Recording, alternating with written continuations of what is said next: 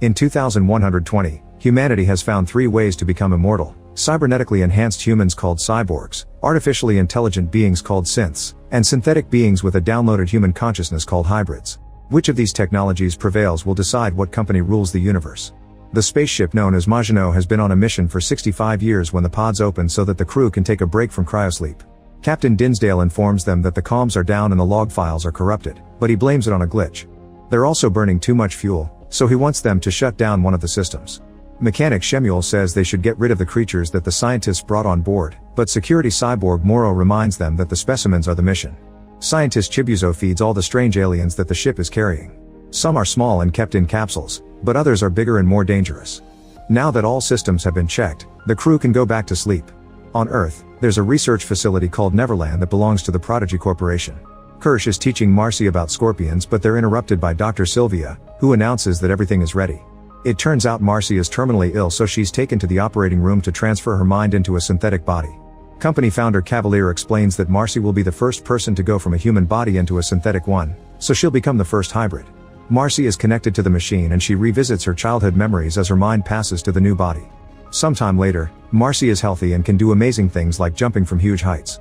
She also uses the name Wendy now. Since synthetic bodies can't grow, she's been given an adult body, but she still has a child's mind. Kirsch explains that fake bodies can't create the hormones that make human moods, so Wendy won't have them anymore. Sylvia shares that other children are arriving at the facility soon and Prodigy needs her assistance with their transitions. Wendy chats with the kids and shows them how strong her new body is by letting them hang on her arms. One by one, all the kids receive new bodies and forget about their illnesses. The group gets nicknamed the Lost Boys. On the Maginot, a mysterious creature runs through the ship, bringing chaos and destruction as the crew screams in horror and the alarm echoes in every corridor. Morrow hides in the computer room and talks to the ship's AI, explaining that all the specimens are loose now. Suddenly Zaveri starts pounding on the door asking for help, but instead of opening, Morrow transforms his arm into a blowtorch and seals the door shut. Soon the creature finds Zaveri and attacks her while Morrow tells the AI that the whole crew is dead. In the corridor, Zaveri tries her best to defend herself against the alien known as a xenomorph. However, the alien is too strong and quickly kills her. Then the xenomorph starts pounding on the door and breaks the glass while Morrow explains to the AI that the ship will need to crash on Earth because containing the creatures is the priority. The alien is now pushing the door open, so Morrow opens a hatch on the floor and hides in the impact room, which automatically gets sealed. The xenomorph keeps pounding on it, but Morrow just gets ready for the crash. Meanwhile, Hermit arrives in the city of New Siam, which is run by Prodigy. Wendy watches him on the security cameras while commenting on his story. He works for Prodigy too and thinks his sister Marcy is dead. Seeing him again reminds her of their childhood together. While Hermit is on a roof talking to his co-workers, they suddenly feel the building shaking. At that moment, the Maginot crashes in the city with a huge explosion. Hermit and his team rush downtown to evacuate people and guide them to avoid the falling debris from the destroyed buildings. While the team searches the wrecked ruins for survivors, they come across the ship and get inside through a hole in the hull. Back to Morrow, he uses his transformed arm to escape the impact room. He wanders through the ship, finding the crew's bodies all over the place. When he sees Hermit's team on the security camera, he calls the ship's company Wayland Yutani to warn them. In Neverland, Cavalier announces they'll keep everything they find on the ship. Wendy sees her brother on the security footage and says her team should go too. Cavalier agrees to let them out under Kirsch's supervision. On the Maginot, 2 members of Hermit's team search for survivors. As the soldiers find the bodies, a leech-like alien descends from the ceiling and crawls into their shirts. Suddenly Morrow appears and takes them hostage after making them drop their weapons. He handcuffs them both to the pipes while asking where to find Cavalier. After Morrow leaves, the bugs crawl to the men's heads and slowly drain their bodies to death. In the Sci-Sleep room, Hermit and 2 friends find the pods full of bodies. When they try to inform headquarters, the radios have too much static to talk. Hermit looks at the crew's terrible injuries and concludes that they've been dead for a week. They move to the next room without noticing the alien in one of the pods. In the med bay they find even more bodies. Hermit realizes the crew breathed in toxins and that something escaped from a victim's esophagus. Afterward, the trio leaves the ship and continues to search the building, unaware that a xenomorph is following them. They take the stairs and discover that the next door is across a big hole. Rashidi jumps first and gets a painful landing. Siberian jumps next and the floor breaks, but Rashidi catches her just in time. Before Hermit can jump too, he sees some saliva falling on his shoulder and looks up to find the xenomorph on the ceiling. A terrified Hermit makes the jump, but the xenomorph attacks him in the middle of it, causing him to fall to the next floor. The xenomorph chases after him, so Hermit runs to get in the elevator to escape, and as it goes down, he uses the radio to ask for help. However, he can only hear static. A flashback reveals that the previous day Hermit asked for termination of his contract because he wanted to go to med school. Sadly, it wasn't granted and he has to work 7 more months. Wendy saw all this on the cameras, so she hacked into the robot clerk and made it say a joke. Everyone in the control room freaked out about this power of hers, so Wendy had to put the robot back on normal. When Kirsch's team arrives at the crash site, Wendy keeps hearing a weird sound that nobody else hears. She hacks into the security cameras and learns that her brother is stuck in the elevator, so she rushes into the building. The noise is stronger inside and she can sense there's something around. Kirsch makes Slightly follow her while he enters the building with the rest of the lost boys. Kirsch's team soon enters the ship and finds some alien plant stuck on the ceiling. They also find the drained bodies and watch the leech alien run away full of blood. A cat drinking blood from the floor has an eyeball creature on its face, but the poor kitty dies when the eyeball alien jumps out. It tries to attack Nibs and she blocks it with her hands before throwing it on the table, where they capture it in a tray. Kirsch connects the computer to his body and learns that this was a research vessel. As Hermit wanders around, he bumps into Bergerfeld and they continue the search together. They knock on an apartment and discover a costume party, but the host refuses to evacuate. At that moment the xenomorph appears and quickly kills Bergerfeld to then shake his body around. This accidentally activates Bergerfeld's gun and the gunshots send the host back inside in panic. The door is left open and the xenomorph crashes the party to start killing the guests after throwing Bergerfeld's body at Hermit. The room is now full of chopped bodies. Once there are no guests left, the xenomorph jumps off the balcony to try to kill Hermit too, but suddenly Morrow appears and stuns the creature with his electrical gun. Then Morrow stuns Hermit too before covering the xenomorph with a special cocoon to drag it away. When Morrow reaches the elevator, he's surrounded by Prodigy soldiers who try to arrest him. Their argument gives the xenomorph time to wake up and break through the cocoon to then kill them all. It gets ready to kill Morrow too, but it hears voices and runs away. In the corridor, Toodles is watching the mysterious plant extend a vine and put it too close to his face, but it doesn't attack. Toodles walks past it and rejoins the others. Kirsch is still looking at the computer files and finds footage of a creepy egg patch, so he tells Wendy on the earpiece to go find them. He also reads on the computer that 5 undiscovered species are aboard. Cavalier contacts him and asks him to bring all the living species they can find to Neverland. When Hermit wakes up, he looks around the expensive apartment and finds a signed baseball that reminds him of his childhood. At that moment he's found by Wendy and Slightly, who convince him to come with them. The trio takes the elevator, unaware there's something in the shaft. As they walk down the corridor, Wendy tells Hermit her real identity. Hermit has trouble believing her and asks questions about their childhood to make her prove it. When Wendy answers everything perfectly, a crying Hermit hugs her. Then the trio finds the egg patch and Wendy can hear the strange sound. An egg moves only when Hermit is near. The xenomorph suddenly bursts into the room and tackles Hermit through a hole, so Wendy rushes after them. Following the strange noise, Wendy finds Hermit in a shipping container and goes inside while ignoring his warnings about a trap. She quickly frees Hermit from a cocoon while the xenomorph peeks inside. It growls at them before walking away. The siblings hear the alien walking on top of the container and Wendy waits for the right moment to stab the ceiling to hurt the creature. Its blood leaks through and makes a hole in the ceiling because it's acidic. Then the xenomorph pushes the container until it falls, and Hermit loses sight of Wendy. The creature grabs him and throws him out before crawling on top of him. It releases its inner jaw to kill him, only for Wendy to pull it away with a hook. She drags it toward the door and Hermit closes it with a button, which cuts off the alien's inner jaw. The furious xenomorph grabs Wendy and drags her in before the door finishes closing. Hermit bites the cables behind the button to force the door to open again, and he's shocked to discover that the xenomorph has been decapitated. Wendy collapses as her head leaks a white substance. After throwing up, Hermit passes out too. Meanwhile, Slightly finds the shedding of a xenomorph. He gets scared when he hears a noise, but it's just Smee looking for him. While they discuss the eggs, Morrow surprises them from behind and threatens to shoot them if they don't cooperate. Then he connects the computer to his brain and copies all the data from the ship. Morrow transforms his arm into a blade and pushes Slightly while asking when is a machine not a machine? He's interrupted by Kirsch, who recognizes him as the only crew survivor. Kirsch and Morrow have an argument over who the ship belongs to now. At that moment one of the eggs opens, so Morrow jumps through the hole in the wall to escape. Afterward, Prodigy picks up the lost boys, the rescue team, and the alien samples to take them to Neverland.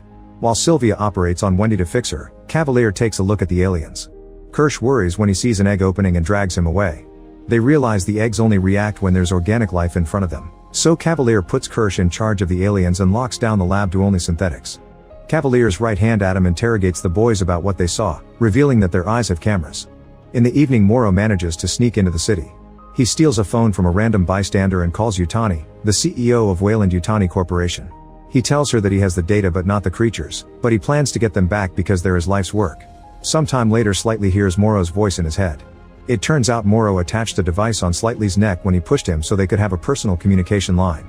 Morrow shares that he used to have a daughter and asks Slightly to be his friend. He only hangs up when Slightly agrees. Meanwhile, Wendy wakes up feeling better and continues to hear the weird sound, so she follows it. In the lab, Kirsch and 2 lost boys cut into the egg to find an alien known as Facehugger. As the creature squirms, the noise gets worse and hurts Wendy's ears. She rushes to the lab and watches Kirsch cut the facehugger open. When he removes a parasite from its body, the noise gets so bad that Wendy collapses. In the operating room, the doctors operate on Hermit and remove one of his lungs, which is preserved in a tube. Kirsch comes in and drops the parasite into the tank, so it embeds itself in the lung. Later Hermit checks on Wendy and Cavalier teases him about his new lung. Wendy tells everyone that the noise comes from the aliens and she believes they chose her to talk to her. They run some tests on her ears and Cavalier asks her to recreate the alien sounds. Wendy does so perfectly, which creeps everyone out. Slightly goes on a hike so he can talk to Morrow in private. Morrow shares his full name to gain Slightly's trust and asks him to bring him an egg, claiming that's the moral thing to do. At the same time Kirsch watches footage of Slightly and notices something on his neck. When Slightly comes back he finds Kirsch waiting in his room. Kirsch reminds him that if anybody sees or hears anything, it's their obligation to report it. In the lab, the eye alien is put in a glass case with a sheep. It jumps on the sheep's head and quickly kills it by ripping out its eye before burrowing in its place. Kirsch notes the creature's high intelligence as it reanimates the corpse as a parasite. Lead technician Arthur takes his wife Sylvia to the woods so they can talk without cameras. Arthur disapproves of the alien's presence and admits a genuine worry that they killed 6 kids to create a hyper-advanced AI. An argument ensues until they're interrupted by Nibs, who says she's pregnant. Arthur explains it's impossible for a mechanical body but she insists it's real. Sylvia takes Nibs to her office and tells her how babies are made. Nibs already knew this and reminds her about Jesus' case. When Sylvia tries to show her a diagram, Nibs aggressively kicks it down. Sylvia then tries to ask about what happened in the spaceship and Nibs snaps as she jumps on top of her. A terrified Sylvia presses the silent alarm and soon guards arrive to take Nibs back to her room. Sylvia tells the guards that they're in a level 3 event. Adam tries to get Hermit to talk about Wendy and he refuses. When Adam reminds him that answering questions is on his contract, Hermit tries to quit, only for Adam to point out that this location is confidential, so if Hermit quits, he'll have to leave and not see his sister again. Also, if Hermit goes home he'll be billed for the new lung. Hermit has no choice but to agree to stay. At the same time Cavalier tells Wendy that he'll send Hermit home, so she agrees to help him with the xenomorph research in exchange for letting Hermit stay. When Slightly goes to the lab to get an egg he bumps into Toodles, so he has to leave the plan for later. Kirsch logs onto a computer to spy on Slightly, revealing he can hear his conversations with Morrow. Slightly tries to tell Morrow that he wants out, only for Morrow to reveal he's at Slightly's home with his mother, who had thought her son was dead. Afraid that his family may get hurt, Slightly agrees to keep on working for Morrow, who tells him to take a human to the lab so the facehugger can infect them. That way Morrow can take the sample from that person. Later Wendy goes to the lab and repeats the weird noises to try to communicate with the alien in Hermit's lung. Suddenly a baby xenomorph bursts out of the lung and breaks through the glass to escape. Wendy continues to recreate the noises and manages to pet the baby while Kirsch watches her nearby. A flashback shows the crew of the Maginot getting in their cryopods 17 days from Earth. Morrow is woken up by Clem, who reveals that there was a fire and 2 facehuggers escaped. One killed Captain Dinsdale, and the second attached itself to Bronsky. Morrow rushes to the infirmary and learns that Dinsdale died because some crew members killed the facehugger to remove it and it bled acid right on the captain's face. Bronsky is still alive, so they agree to put him into cryosleep with the creature. Shemuel tells Morrow the damage to their navigation is so bad that the ship has become more like a missile than a vessel under control. Morrow now is sure that there's a saboteur on the ship. After Bronsky is put to sleep, Morrow investigates the fire and finds a hole in the floor that goes through several levels. Then he watches the security footage of the facehuggers attacking their victims and notices an unknown person in the background. Next Morrow tells the engineers that the saboteur may be sneaking through the ducts, so he needs to see the ship's blueprints. He also gets guns for Clem and himself for protection. The communication files with Earth have been corrupted and deleted, so Clem is running a recovery program. Later Morrow looks over his personal effects while remembering his daughter. She passed away in year 8 of the mission, which the company communicated to him with just a cold letter. Shemuel lets Morrow and Zaveri know that their fuel reserves are down to 8%, so the saboteur knows what they're doing. Suddenly an alarm rings to announce there's been a cryopod breach. Morrow and Zaveri rush to check and discover that the facehugger killed Bronsky and then escaped by breaking the pod glass. Morrow gives Zaveri an electric stun gun and Rahim says they should wake up more crew members, but Morrow refuses to avoid chaos. In the lab, Chibuzo is feeding the other aliens and doesn't see how the leech alien opens the capsule to escape. The eye creature notices that and bangs on its container, so an annoyed Chibuzo puts it away. The leech uses the distraction to spray parasites in Chibuzo's water bottle and hide in the bread. Rahim comes in just in time to see it and puts it back in the capsule. After the humans leave, the eye alien pounds on its container until it falls and breaks, allowing it to escape. The awakened crew gathers to discuss the situation and Malachite drinks from Chibuzo's water bottle. Morrow lets them know that he's taken out the guns and if anyone who provides information leading to an arrest will receive an extra share. Soon Malachite begins puking blood and collapses. At the same time Chibuzo notices that the eye alien escaped. Noises can be heard in the furniture and the alarm goes off, so she seals the lab. Morrow talks to Tang, who reveals that the computer may say a crepod is full, but that doesn't mean it actually is all the time. Desperate to know who else is awake, Morrow goes through all the crew's calls to Earth and finally discovers that Petrovich has been in contact with Cavalier. If Petrovich could land the Maginot in Prodigy territory, Cavalier promised to give Petrovich a new body. Morrow rushes to the cryopods and confirms that Petrovich isn't in his. Afterward he goes to the medical bay for an update on Malachite.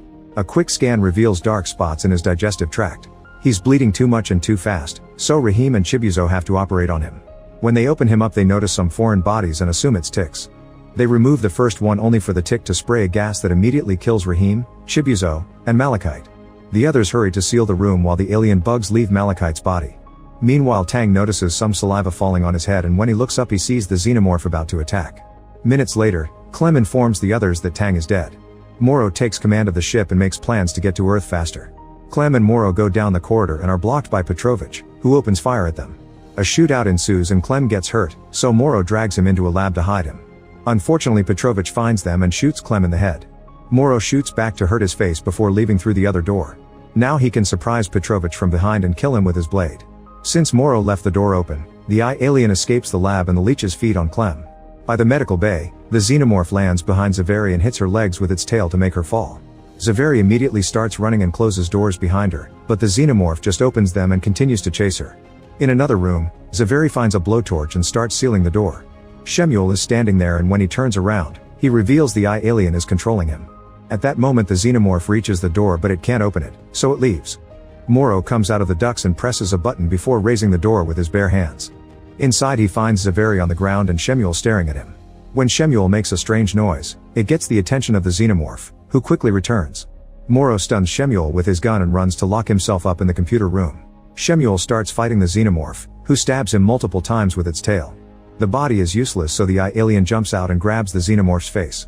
Zaveri uses the chance to run away, but when he asks Morrow for help, he seals the door with the blowtorch before hiding in the impact room, leaving Zaveri to die to the xenomorph's attack.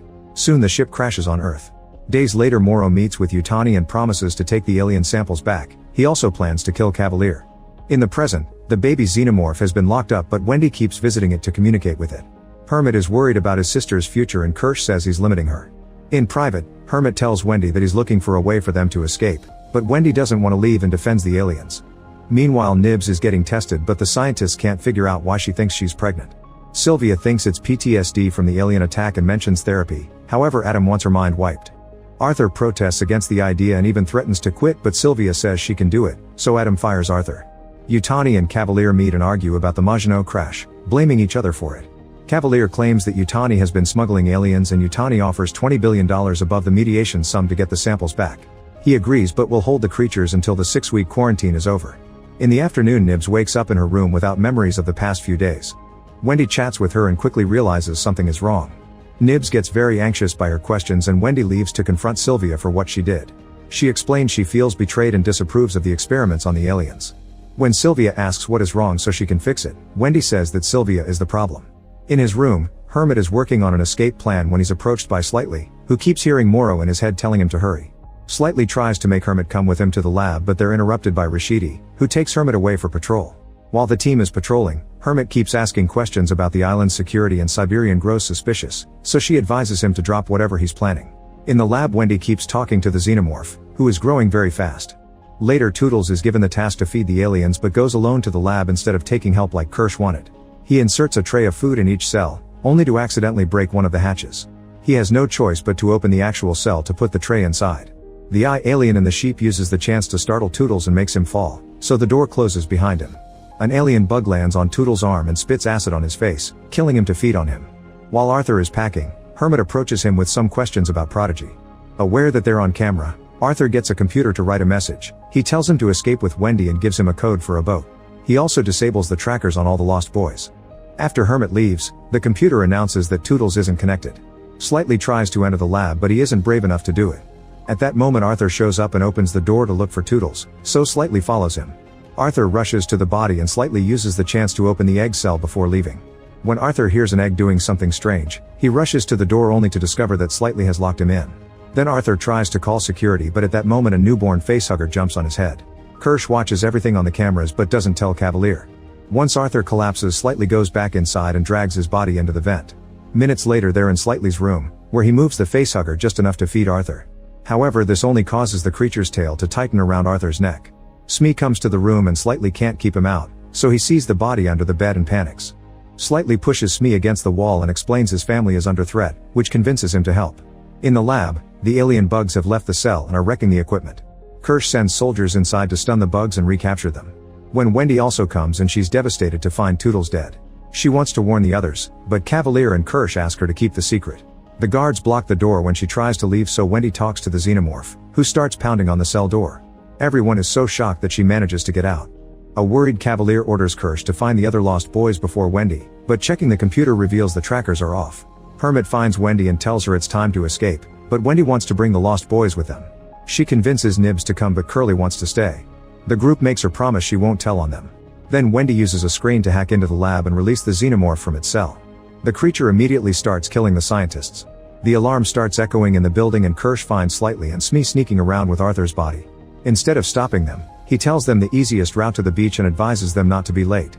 In the woods, Nibs and the siblings find some graves. They realize these are the original names and bodies of the kids whose minds were put into the hybrids. Hermit sees soldiers in the distance and makes the group move faster. Slightly and Smee are also crossing the woods and hide in the bushes when they see the soldiers. Once the road is clear, they turn around and discover that Arthur's gone. Suddenly the facehugger falls dead from a tree and Arthur appears in the bushes looking perfectly normal.